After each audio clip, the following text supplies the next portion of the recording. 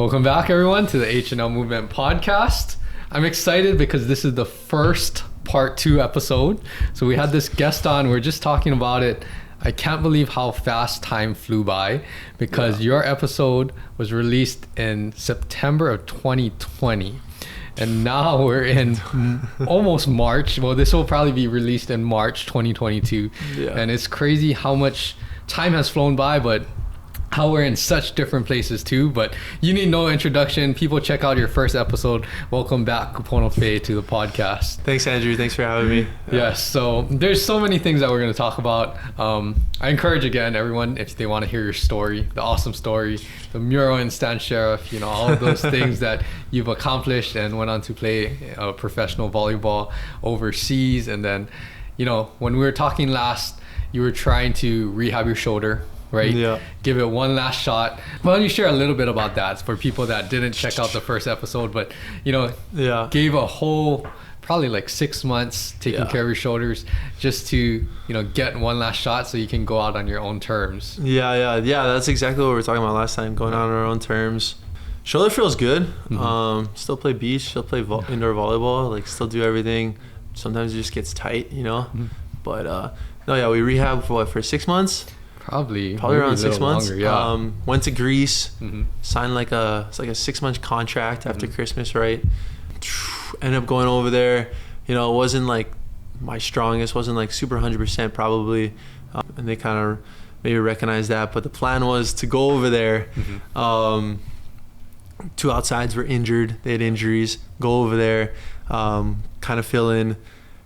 Get some game film, hopefully sign a good contract for the next year. Go over there, basically we get COVID. The whole league gets COVID. The whole league shuts down, quarantine for 14 days in your apartment alone. By the way, it's beautiful. Greece is beautiful. I had like a bedroom window, like we were on an island.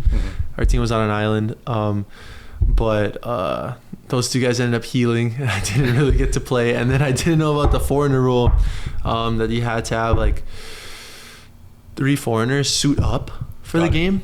And, since I just got there, I'd be literally like off the court. And I didn't have a chance to like prove even if we were losing. So that was a struggle, but glad I did it. I'm glad we rehabbed the shoulder and like glad we moved on. Glad we're happy right now. Just happy with life right now. And I think you just needed to have that opportunity because even though, COVID hit and the team got COVID and all those things happened, you did send me some, practice film and stuff. And, I think at that stage in the game, you did all the work and you could actually compete. Like, I think you could show yourself that, I was playing a couple games and handling well, and obviously everything, all the other skills are fine. And sometimes that's with any profession, I feel like, but especially professional sports, sometimes it's out of your control, right? Because they've invested money in other players, a lot of other situations, there's definitely, kind of factor into what's going to play out or how the season's going to play out. But the one good thing is that, this is what I like to, hear from you guys is that, okay, you got there, you gave it your best shot, you could actually practice, and granted, it didn't quite play out, but explain. I know it was tough because you were quarantining and then, you had a lot of things to think about, but explain where you were at if you go back to the end of that season, coming back home. What were some of the thoughts and factors into these decisions? There's so much going on with that I was thinking about, so many factors like you're talking about. It definitely wasn't just the shoulder. It definitely wasn't just the shoulder. I didn't want to just go out because of the injury, and you can always rehab, can always come back stronger, can always do that, but it basically came down to like money, time, age, just a bunch of stuff. I was sitting down with like my parents, my girlfriend, my cousin Micah, just talking to them. I remember being in California, and then my agent too, like hey, like Greece was great and all, but if I'm just gonna, your shoulder's like the only thing. You're like a pitcher, right? Like that's like the main thing you get sold on, and everyone sees film. I definitely could have put in 2 more years, 3 more years, and got my shoulder to full strength for sure, like 1,000%. But then I'll be like 30 years old, and like do I want to just like start getting my, like, just get my career back and build myself back to where I just was in my athletic career, like trying to fight for having good seasons, working my way back up to top, getting on top teams, signing good contracts, and I'll just be there in 3 years. So I was just like, maybe I told my agent, you know, if there's not like an amazing offer, I'm probably just going to quit, you know, or I'll probably retire. And my agent actually came through and actually made an amazing offer. Okay. So and what people don't really know is he actually got me like, it was like the 4th outside spot in Modena, which is where my cousin played, which is probably like the top 3-4 team in Italy. Got it. And it was like one of my dreams to be on that team and to play with him. And he actually did it. He actually got me a contract. And then Mike actually signed with in Russia. Yep. So I wouldn't even be playing with him. And if he was playing there, I might have signed. I probably would have signed if he was still there, but he went to Russia. But it was just a whole thing, and my agent actually came through, but so it made the decision even harder. Yeah. Because if I got like some poor contract in like some third world country or second world, you know what I mean? Like I would have just been like, no, I'm okay. Yeah.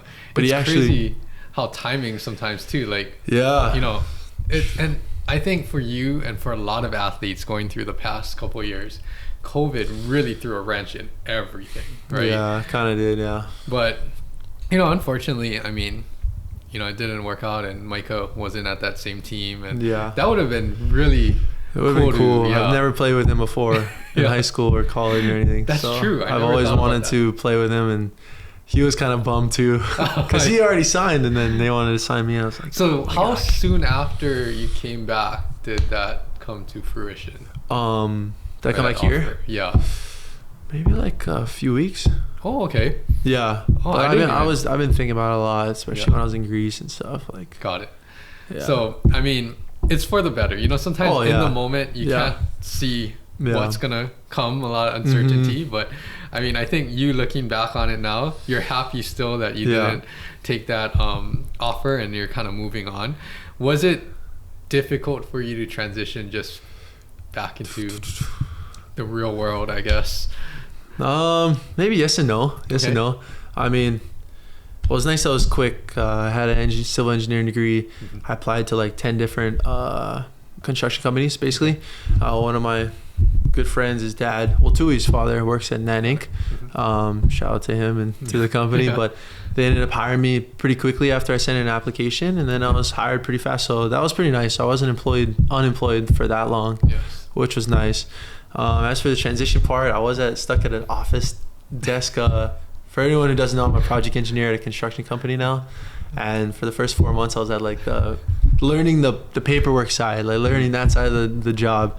So I was at a desk for like 4 months, and I'm like, this is all I gotta do? This is like, I just gotta sit here and like answer emails and I'll get paid? Like, I don't have to like go work out and push my body to like its maximum. The physical side. Yeah, it's maximum like abilities every single day. Like all I just gotta do is answer emails and like, you know what I mean? That's kind of where my head was at. Not saying it's hard or anything, not stressful at times, but that's kind of where my head was at. And now I'm happy to be at a project site now and getting to be like in and out of the office. So I'm really happy with that. Yeah. Oh, that's good. Yeah. So when you're, you know, and I think the good thing is that things kind of, you had options and you got to choose what you thought would be best for your future. Yeah. And I think that's always a good way to, you know, kind of end your career or retire from volleyball. And you still get to play recreationally, coach and all of that.